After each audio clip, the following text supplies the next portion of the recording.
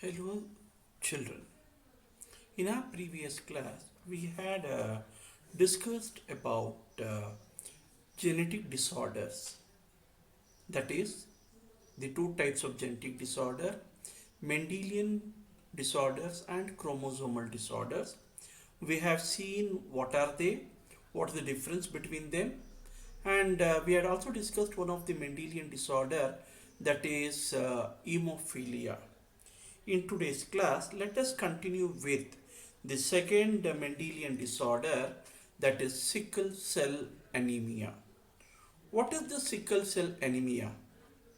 It is defined as an autosome linked recessive trait that can be transmitted from parents to offspring, provided when both partners or parents are carrier for the gene, is that they possess the gene in heterozygous condition, resulting in the formation of abnormal hemoglobin, which is represented as HbS, which in turn is characterized by crescent or sickle shaped RBC, because of which the oxygen carrying capacity decreases. So you can see the diagram here. Normal RBC are oval or spherical in shape. But in a person who is suffering from sickle cell anemia, the RBC will become crescent, or what we can see the sickle shape. That is, they are pointed at the edges and broad at center. Because of this, the passage of blood in capillaries cannot occur properly, and it may lead for internal bleeding, which causes serious illness. So therefore, sickle cell anemia is an autosomal linked recessive trait which is mainly characterized by crescent or sickle shaped RBC. Now let us try to understand, when was this sickle cell anemia first reported? What is its background? So if you come for the sickle cell anemia disorder, so this has been identified as early as in 1846. That is, in a slave who ran away, the autopsy, the blood, or can say tissue, when the autopsy was done, so in that they had found that this slave had got sickle cell anemia, but the scientific or the genetic cause for sickle cell anemia was analyzed in proper manner in 1949 by Linus Pauling, who described the unusual chemical behavior of hemoglobin A. That is, this hemoglobin is known to produce a sickle-shaped RBC, and he has told that this is the main reason for sickle anemia. Further, the actual molecular change in HbS was described in late 1950s by Vernon Ingram. So therefore, today we have got lot of details with regarding to what is the cause and how actually the this genetic disorder sickle cell anemia is being caused.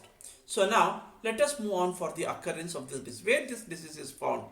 So this sickle cell anemia is commonly found in Americans, Africans, and some individuals of Asia. And what are the cause for this?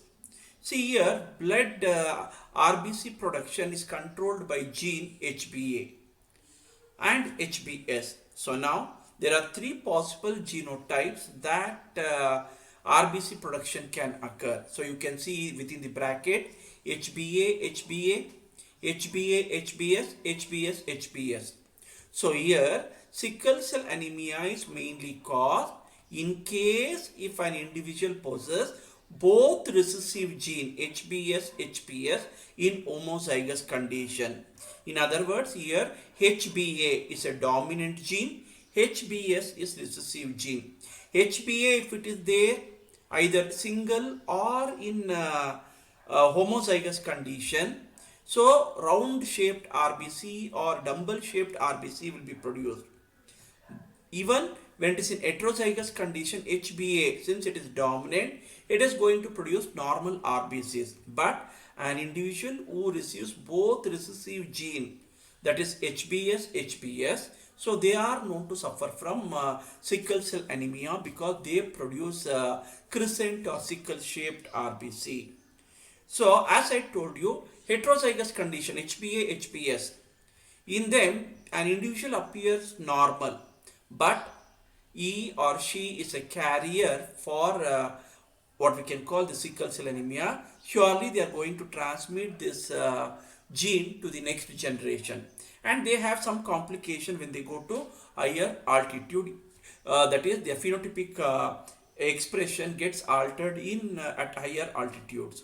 So now let us come for what is the exact cause why this abnormal hemoglobin or recessive gene HbS is produced. So this what can say, as I told you, the production of RBC is controlled by a single pair of alleles or genes HbA and HbS. So now this what can say production of abnormal hemoglobin is caused by substitution of glutamic acid by valine at sixth position of the beta globin chain of hemoglobin molecule. That is, hemoglobin RBC contains hemoglobin. So this hemoglobin is a protein. This protein is made up of two alpha chains and two beta chains.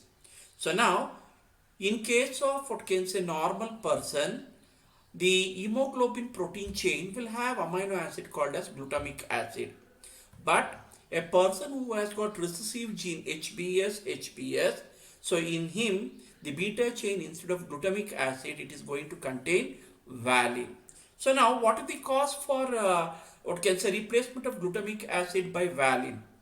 The main reason is because of mutation, single base substitution at sixth codon of beta globin chain. That is, in nucleotide sequence, in normal RBC, what happens? GAG.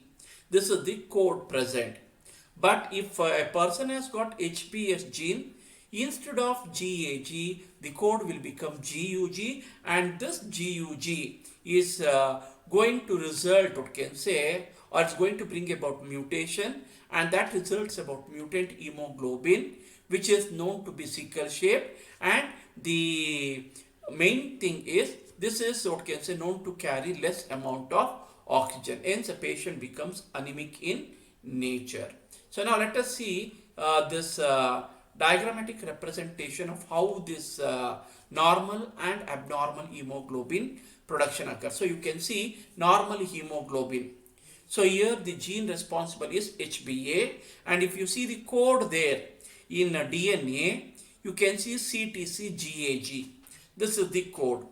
So when that what can say DNA chain produces mRNA, you can see from CTC again GAG mRNA is produced, and GAG codes for what can say normal hemoglobin, and you see in sixth position the amino acid present is glutamine.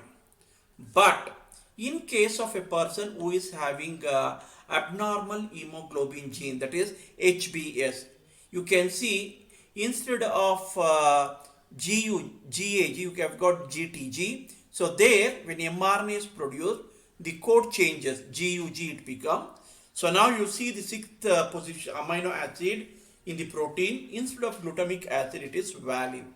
So therefore, replacement of glutamic acid by valine is the main cause for formation of sickle shaped RBC, and this is because of single nitrogenous base substitution, which is mainly due to mutation. So now let us come to understand what are the symptoms of this disease.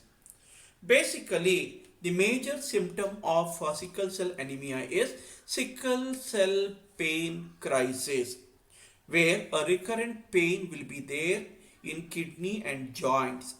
So therefore, because sickle shaped RBC, they are going to prick the points or joints. So therefore, usually they get severe pain, and this pain is called as sickle cell pain crisis. Second important symptom because of the sickle cell anemia is the major organs like brain, liver and spleen gets damaged, leading to early death. That is, since the RBC are sickle shaped, they are going to cut or what can say damage capillaries, and usually internal bleeding in brain or liver and spleen occurs. So therefore an individual is going to die. So these are the main symptoms of what can say sickle cell anemia. So now for you from examination point of view, what is important? So surely they are going to ask you write a short note on sickle cell anemia. In that case, define what is sickle cell anemia.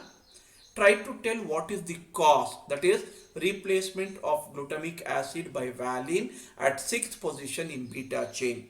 Then symptoms, and for 1 mark remember what is sickle cell pain crisis. This is a very important question going to be asked. So this is with regarding to sickle cell anemia. So now in the next slide or session we are going to discuss one more disorder. So until then,